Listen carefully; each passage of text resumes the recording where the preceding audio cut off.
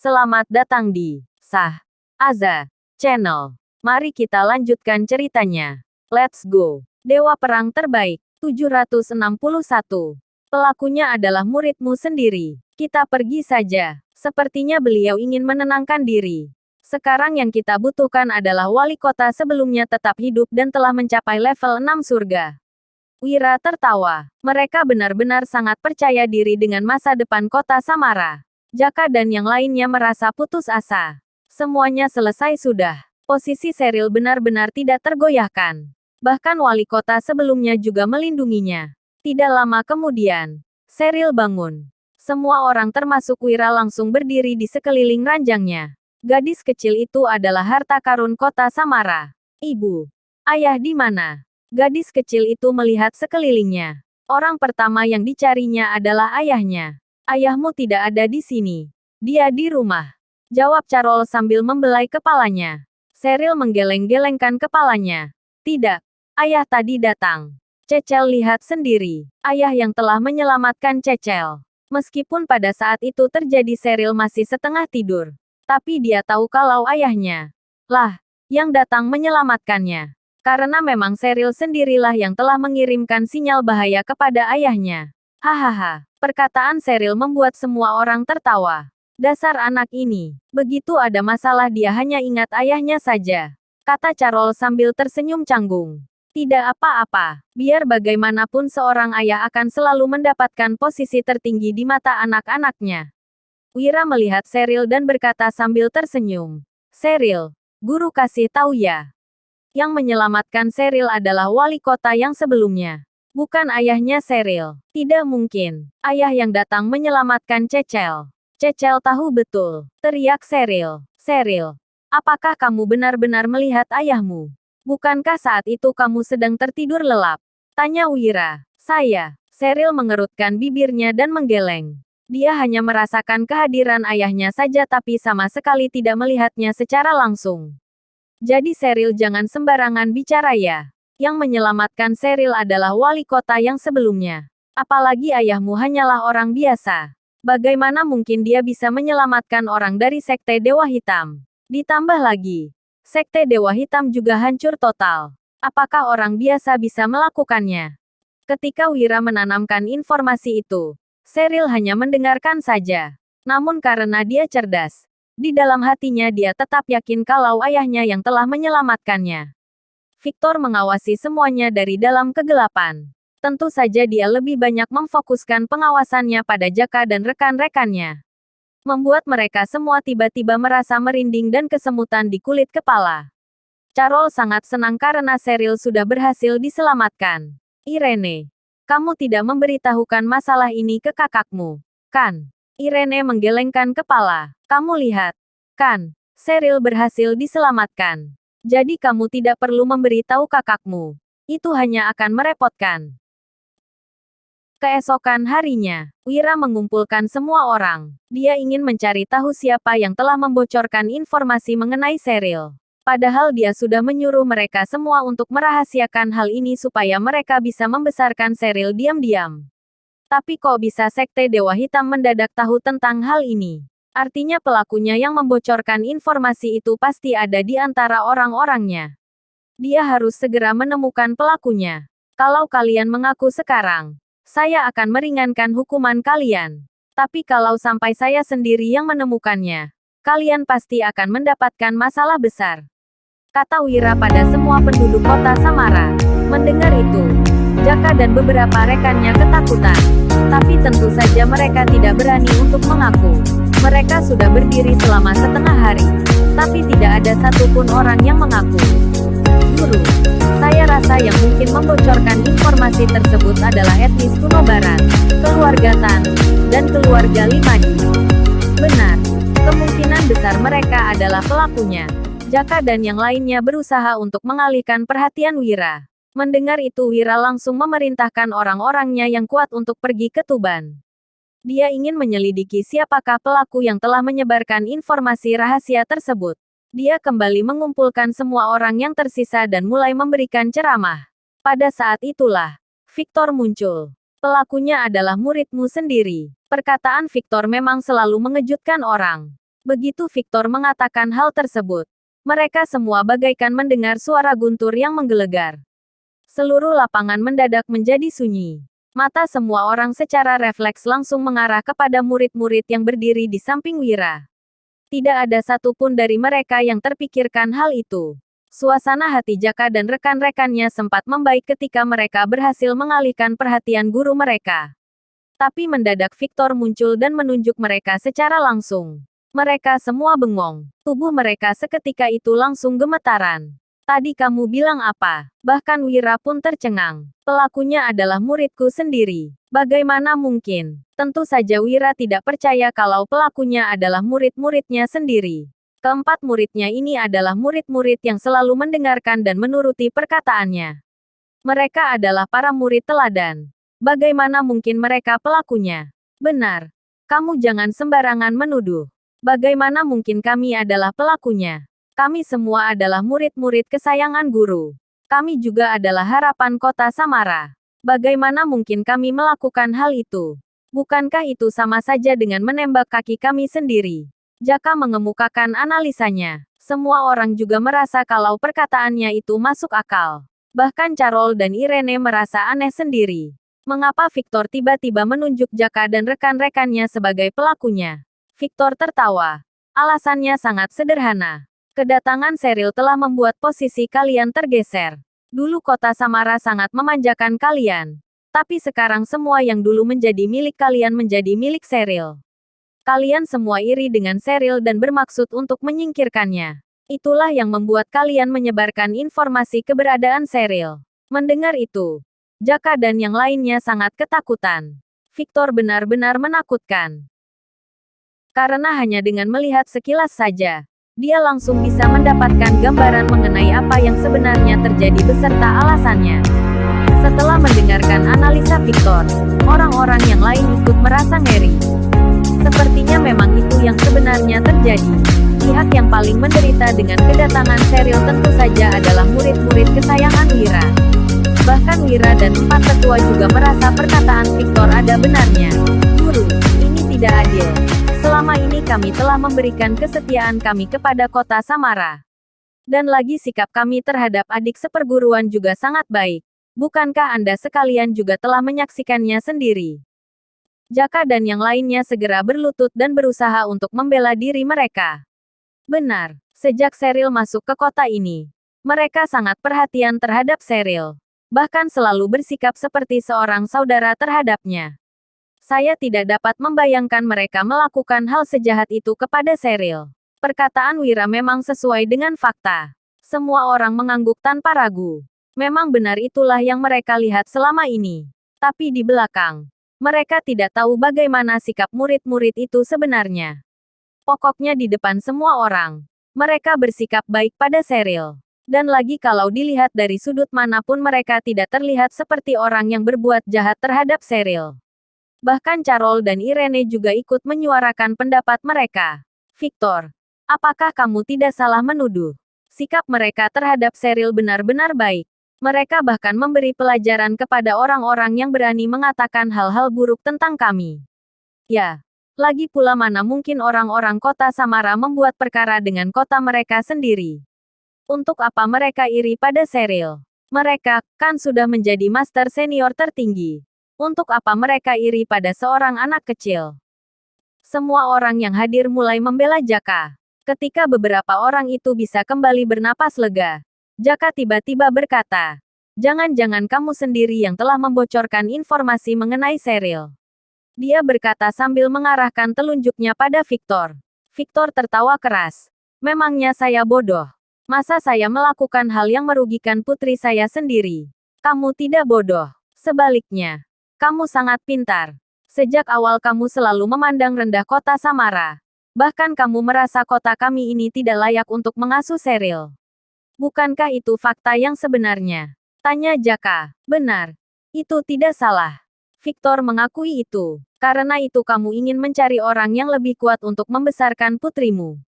Dengan statusmu yang sebelumnya, tidak akan sulit bagimu untuk menemukan sekte Dewa Hitam. Setelah mengetahui lokasi sekte itu, kamu mengirim putrimu untuk dibesarkan oleh sekte Dewa Hitam dan terjadilah peristiwa penculikan ini. Analisa Jaka benar-benar logis dan sistematis. Bersambung. Selanjutnya. 762. Kebenaran telah terungkap. Analisa yang dikemukakan Jaka memang logis. Bisa saja Victor melakukan ini semua demi mendapatkan pilihan yang lebih baik. Ngaco kalian. Apapun yang terjadi, Victor tidak akan mungkin menjerumuskan anaknya sendiri ke lubang neraka. Bella Carol. Ya belum tentu. Tiba-tiba seseorang berkomentar. Kali ini orang yang berkomentar itu bukan Jaka, melainkan Wira. Dengan cepat Wira mendekati Victor dan berdiri di sampingnya. Dia mengendus udara di sekitar Victor lalu berkata. Di tubuhnya tercium hawa sekte Dewa Hitam. Apa? Begitu mendengar itu, ekspresi wajah semua orang berubah. Karena Wira pernah bertarung langsung dengan sekte Dewa Hitam. Jadi dia sangat mengenal sekte tersebut. Tidak salah lagi. Hawa yang dia hirup tadi adalah hawa yang dimiliki oleh sekte jahat tersebut. Dia 100% yakin. 4 tetua dan para pejabat segera mendekati Victor. Mereka memeriksa Victor dengan seksama. Benar. Tidak salah lagi.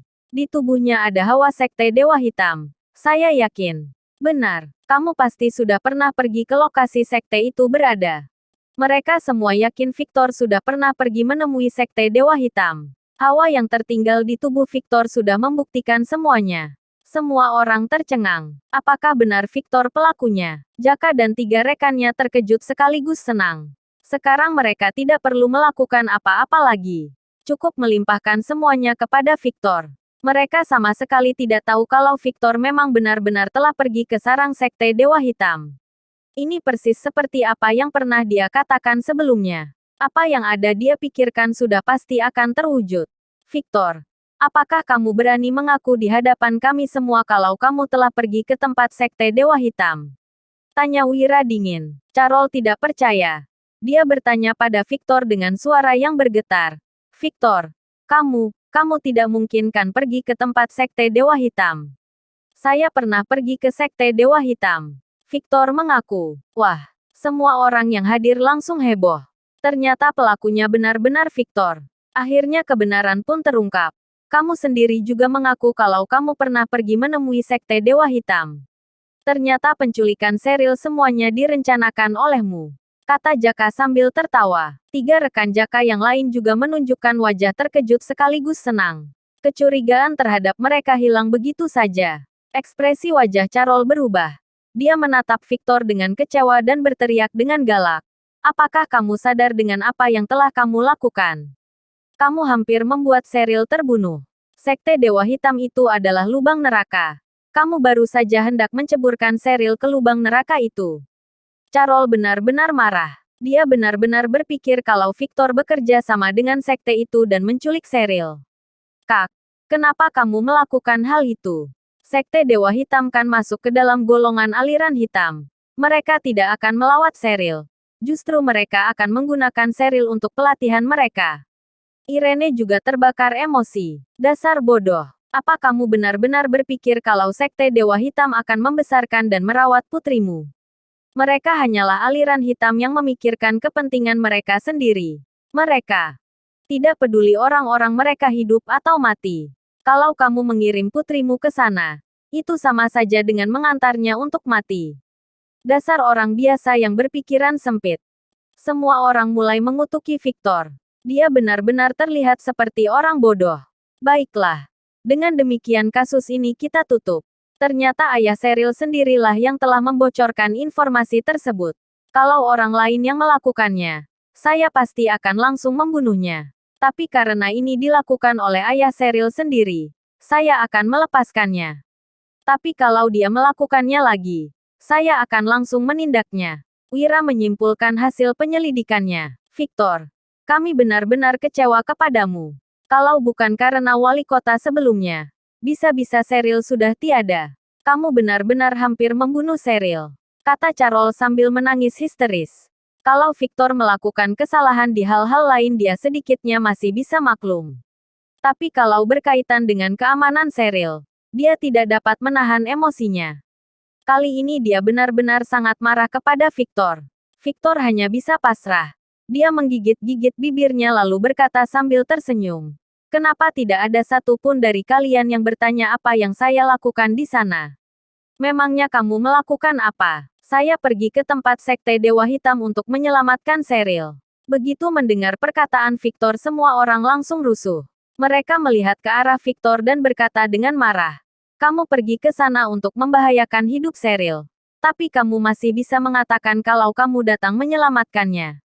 Mereka semua tidak percaya. Saya pergi ke tempat Sekte Dewa Hitam seorang diri. Di sana saya membunuh semua orang termasuk ketua dan wakil ketua mereka.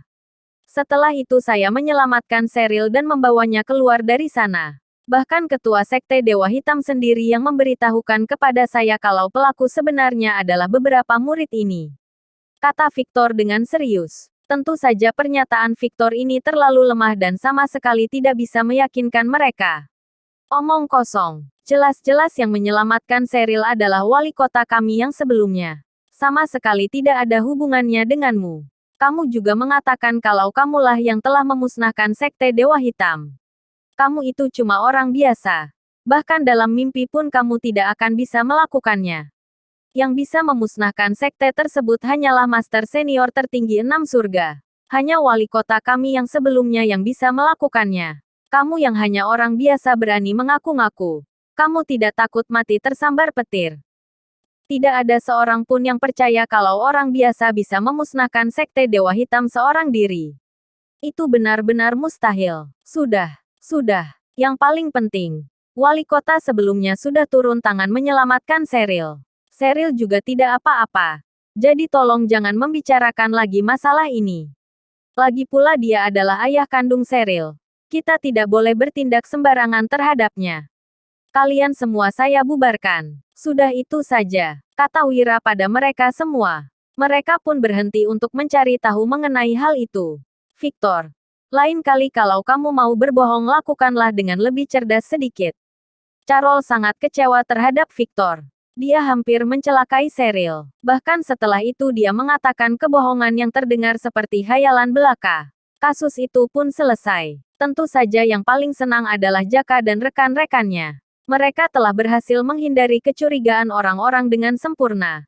Bahkan berhasil melimpahkan perbuatan jahat mereka kepada Victor. Benar-benar kejutan yang luar biasa. Tapi bocah sialan itu kembali lagi. Posisi kita semua kembali terancam. Kita harus memikirkan cara lain lagi. Jaka menyentuh dagunya dan berpikir. Benar, bahkan wali kota sebelumnya juga melindunginya. Kedepannya nasib kota Samara ada di tangannya. Mereka semua tampak khawatir. Tepat pada saat itu, di hadapan mereka muncul seseorang. Victor, kapan kamu datang? Jaka sampai menelan ludah saking ketakutannya. Mengapa Victor bisa muncul dengan tanpa suara seperti itu? Padahal mereka baru saja mau mendiskusikan cara-cara untuk menyingkirkan putrinya dan dia mendadak muncul. Ini terlalu menakutkan. Mengingat selama ini kalian telah menjaga putriku. Saya akan memberi kalian waktu 1 minggu untuk mengaku dan meminta maaf. Tanpa basa-basi, Victor segera mengungkapkan niatnya. Apa kamu sudah gila? Apa yang harus kami akui? Kepada siapa kami harus meminta maaf? Tanya Jaka. Hati kalian pasti sudah tahu jawabannya. Ingat, semua orang bisa membuat kesalahan. Kalian masih muda jadi kalian harus benar-benar mengerti hal ini. Setelah mengerti kesalahan barulah kalian bisa memperbaikinya. Kalau kalian tidak tahu kesalahan kalian, cepat atau lambat kalian akan menemui jalan buntu. Jaka dan yang lainnya saling memandang dengan geli. Apa yang sedang dikatakan oleh orang gila ini? Urusan putrimu itu sama sekali tidak ada hubungannya dengan kami. Kamu cepat pergi sana. Victor melirik mereka. Pokoknya saya sudah bilang. Jika dalam waktu 1 minggu kalian tidak mengaku, kalian tanggung resikonya sendiri. Victor pun langsung pergi setelah mengatakan kalimat itu. Tadi apa katanya? Akibatnya kita tanggung sendiri. Oke. Kita tunggu saja 1 minggu lagi. Memangnya konsekuensi seperti apa yang bisa dia berikan? Beberapa orang itu tertawa meremehkan. Tapi di saat bersamaan Jaka dan yang lainnya juga merasa marah sekaligus sedikit bingung. Mengapa Victor begitu yakin kalau mereka adalah pelakunya? Bukankah itu sedikit aneh dan tidak berdasar? Atau jangan-jangan Victor benar-benar tahu sesuatu? Benarkah Victor yang menyelamatkan Cheryl dan memusnahkan Sekte Dewa Hitam? Tanya salah seorang dari mereka. Bagaimana mungkin? Bukankah sudah jelas kalau yang melakukannya adalah wali kota yang sebelumnya? Bersambung. Selanjutnya, 763. Apakah kamu hidup dengan mengandalkan istri dan putrimu? Sepertinya dia hanya mengira-ngira. Bagaimanapun hanya kita yang memiliki motif untuk mencelakai putrinya. Jaka merasa ini adalah analisa yang paling masuk akal. Saya juga merasa seperti itu. Lalu apa yang harus kita lakukan dalam 1 minggu ini? Tanya salah seorang dari mereka. Untuk apa kalian terlalu khawatir dengan masalah ini? Memangnya orang biasa seperti dia bisa melukai kita? Tidak ada seorang pun dari mereka yang menganggap serius perkataan Victor. Musnahnya Sekte Dewa Hitam tidak hanya menghebohkan kota Samara saja, bahkan menjadi topik pembicaraan hangat di Indonesia dan di seluruh dunia. Sejak perjanjian para dewa dibatalkan, orang-orang yang berkekuatan super itu sangat tenang. Jangankan bergerak, bahkan gesekan kecil sedikit pun juga tidak ada. Tapi kali ini Sekte Dewa Hitam langsung dimusnahkan. Tentu saja ini adalah pergerakan yang sangat besar. Pertama, sekte tersebut sangatlah kuat. Bahkan mereka berada di garis depan kekuatan utama yang dimiliki oleh Indonesia. Apalagi ketua sekte mereka adalah master senior tertinggi 5 surga dan tergolong level tertinggi yang paling langka di seluruh dunia. Kedua, sekte Dewa Hitam langsung dihancurkan dan tidak ada satupun anggota mereka yang selamat. Pergerakan ini benar-benar terlalu besar dan membuat urat saraf pasukan pertahanan naga tegang. Mereka saja tidak mengetahui masalah besar yang terjadi di negara mereka sendiri. Jika orang yang melakukan pergerakan tersebut adalah pihak musuh, habislah sudah mereka. Mereka perlu mempercepat langkah mereka. Perjanjian kerjasama dengan ahli kedokteran terkemuka juga telah dicapai. Tentu saja dengan memberikan kompensasi yang tinggi. Di dalamnya termasuk kekuasaan, harta, tanah dan lain sebagainya. Apapun yang diinginkan oleh para dokter ahli tersebut, mereka akan dengan sekuat tenaga memenuhinya. Termasuk juga menyediakan bahan obat-obatan yang berharga dan sumber daya yang lainnya. Itulah yang membuat para ahli kedokteran terkemuka itu setuju untuk membantu Indonesia menciptakan 5 orang master senior tertinggi serta membantu Victor memulihkan nadi cakranya. Tentu saja sebenarnya mereka tidak yakin bagaimana memulihkan nadi cakra Victor. Tapi mereka menyetujuinya saja supaya bisa mendapatkan kompensasi yang lebih banyak lagi. Benar saja. Berkat bantuan obat-obatan ajaib dan teknik medis kuno, mereka dengan cepat dapat membantu Indonesia menciptakan 5 orang master tertinggi senior. Selain itu, dengan bantuan mereka, Graham dan 5 rekannya juga berhasil menjadi master senior tertinggi. Dan masih banyak lagi orang-orang selain mereka yang setidaknya berhasil mencapai level yang mendekati master senior tertinggi. Kali ini kekuatan yang dimiliki oleh Indonesia benar-benar jauh meningkat. Bahkan para ahli kedokteran terkemuka itu secara resmi ditunjuk sebagai petugas medis negara. Status mereka pun meningkat dengan pesat. Bahkan pasukan pertahanan naga secara khusus memerintahkan Master Anggara untuk menemui Victor dan membantunya memulihkan nadi cakranya. Demi pasukan pertahanan naga, kamu tidak perlu berlutut untuk memohon disembuhkan kepada saya. Victor hanya bisa bengong ketika mendengar sekelompok orang itu ingin membantunya untuk memulihkan nadi cakranya. Kalau sampai dia membiarkan mereka untuk memulihkannya, nanti ketika dia menunjukkan kekuatannya di masa depan, mereka akan mengklaim kalau merekalah yang telah menyembuhkannya. Saya tidak butuh. Pokoknya saya tidak akan meminum obat apapun dari kalian dan saya juga tidak mau disuntik. Tidak ada salahnya menjadi orang biasa, kata Victor. Kamu, lancang, teriak Master Anggara dengan marah. Victor, tolong jangan mempermalukan saya. Biarkan Master Anggara mencoba menyembuhkanmu. Siapa tahu ada hasilnya. Sekarang kamu hanyalah orang biasa. Nanti kalau sampai Indonesia atau keluargamu dalam bahaya, apakah kamu hanya mau menonton saja? Mereka semua berusaha membujuknya. Victor tersenyum. Tenang saja. Keluargaku tidak akan dalam bahaya. Saya lupa. Putrimu telah diterima menjadi murid di kota Samara. Bahkan sekarang dia dilindungi oleh ex-wali kota Samara yang adalah master senior tertinggi 6 surga. Bahkan istrimu, Nyonya Carol, sudah diterima menjadi murid para tetua di sana. Tentu saja mereka berdua tidak akan menghadapi bahaya. Tapi apakah tidak masalah bagimu kalau kamu melihat anak dan istrimu bertambah kuat sedangkan kamu hanyalah orang biasa? Apakah kamu mau hidup dengan mengandalkan istri dan putrimu? Setiap orang menatapnya dengan tatapan menghina dan mengejek. Victor tersenyum dan berkata, tidak ada yang salah hidup mengandalkan wanita. Jika kalian memiliki istri dan anak perempuan seperti itu, kalian juga boleh mengandalkannya. Semua orang hampir muntah darah. Ini pertama kalinya mereka mendengar ada orang yang berkata hidup mengandalkan wanita dengan begitu santai. Aku berterima kasih atas niat baikmu. Tapi aku sudah tidak berniat untuk bertarung dan membunuh.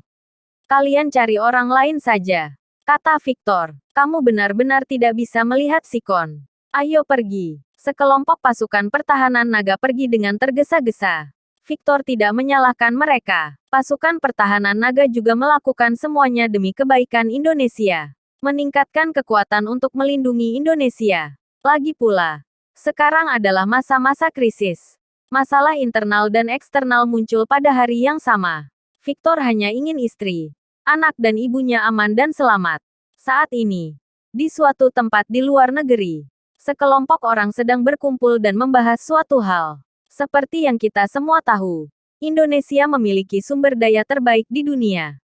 Baik orang biasa ataupun yang memiliki ilmu bela diri, Indonesia menjadi yang pertama. Terutama bagi kita master senior tertinggi. Indonesia layaknya seorang wanita yang lembut, yang membuat orang-orang merasa iri, yang selalu membuat orang menginginkannya. Itu benar. Sumber daya yang dimiliki Indonesia sangat melimpah.